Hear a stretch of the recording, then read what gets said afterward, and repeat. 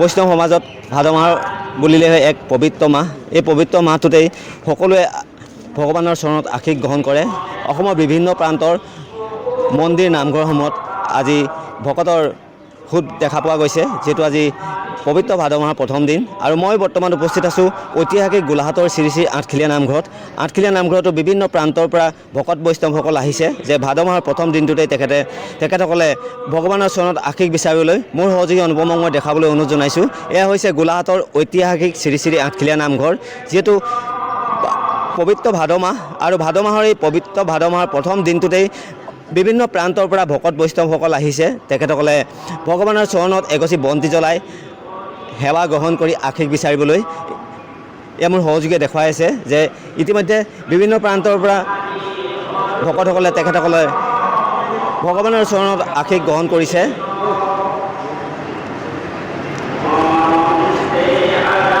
বিভিন্ন নামঘৰ মন্দিৰসমূহত আজি যিহেতু ভকত বৈষ্ণৱসকল আহি তেখেতসকলে ভগৱানৰ চৰণত আশীষ বিচাৰি তেখেতসকলে সেৱা গ্ৰহণ কৰিছে, তাৰ ব্যক্তিক্ৰম হৈ ৰোৱা নাই। গোলাঘাটৰ ঐতিহাসিক শ্ৰী শ্ৰী আঠখেলীয়া নামঘৰতো বিভিন্ন প্ৰান্তৰ পৰা ভকত বৈষ্ণৱসকল আহিছে, তেখেতসকলে ভগৱানৰ চৰণত এগছি বন্তি জ্বলাই আশীষ বিচাৰিছে। মোৰ সহযোগী অনুপমক মই আঠখেলীয়া নামঘৰৰ ভিতৰৰ কিছু দৃশ্য দেখাবলৈ অনুৰোধ জনাইছোঁ। এয়াই হৈছে ঐতিহাসিক গোলাঘাটৰ যি শ্ৰী শ্ৰী আঠখেলীয়া নামঘৰ। এই আঠখেলীয়া নামঘৰৰ ভিতৰ ভাগ আমি দেখাবলৈ যত্ন কৰি আছোঁ।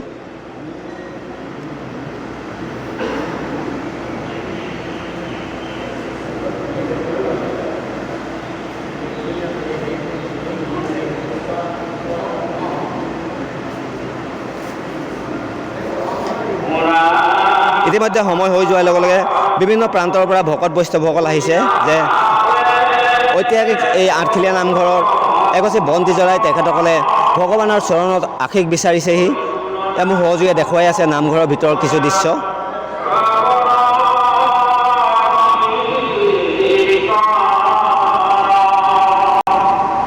এয়া ভকত বৈষ্ণৱসকল আহিছে, তেখেতসকলে ভগৱানৰ চৰণত সেৱা গ্ৰহণ কৰিছে।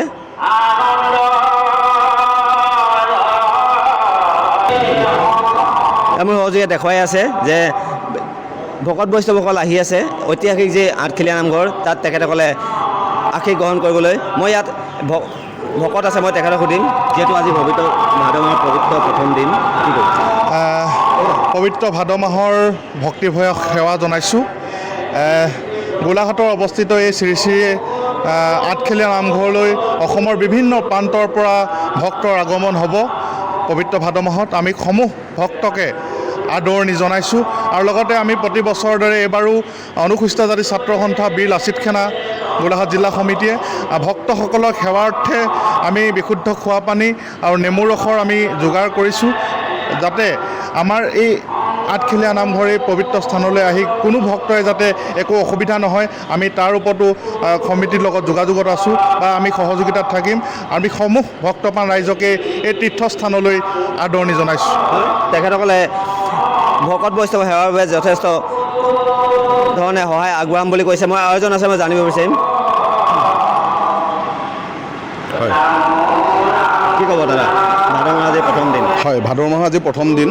শ্ৰী শ্ৰী আঠখেলীয়া নামঘৰ মই আচলতে কুন্দিল সেনা অসমৰ তৰফৰ পৰা আহিছোঁ এখনি শৰাই আগবঢ়াবৰ কাৰণে। মোৰ লগতে যাতে অসমৰ প্ৰত্যেকটো পৰিয়ালে যাতে এটা সুকলমে ভাদৰ মাহটো পাৰ কৰিব পাৰে, শ্ৰী শ্ৰী আঠখেলীয়া নামঘৰ যি গৰিমা, সেই গৰিমা সদায় অটুট ৰাখক, তাৰ কামনাৰে ইমানখিনিকে মোৰ তৰফৰ। হয়, বিভিন্ন দল সংগঠন আহিছে, তেখেতসকলে ভগৱানৰ চৰণত বন্তি জ্বলাই তেখেতসকলে আশীষ বিচাৰিছে নিজৰ লগতে সমাজৰ মংগলৰ বাবে। এয়া মোৰ সহযোগে দেখুৱাই আছে, যিহেতু আজি ভাদ মাহৰ প্ৰথমটো দিন। এই পবিত্ৰ ভাদ মাহৰ প্ৰথমটো দিনতেই ভগৱানৰ চৰণত সেৱা গ্ৰহণ কৰিছে, তেখেতসকলৰ বছৰটো যাতে মংগল যায়, মোৰ সহযোগী মই দেখাবলৈ অনুৰোধ জনাইছোঁ। এয়া ভকত বৈষ্ণৱসকল আহি আছে ইতিমধ্যে নামঘৰত, তেখেতসকলে সেৱা গ্ৰহণ কৰিছে।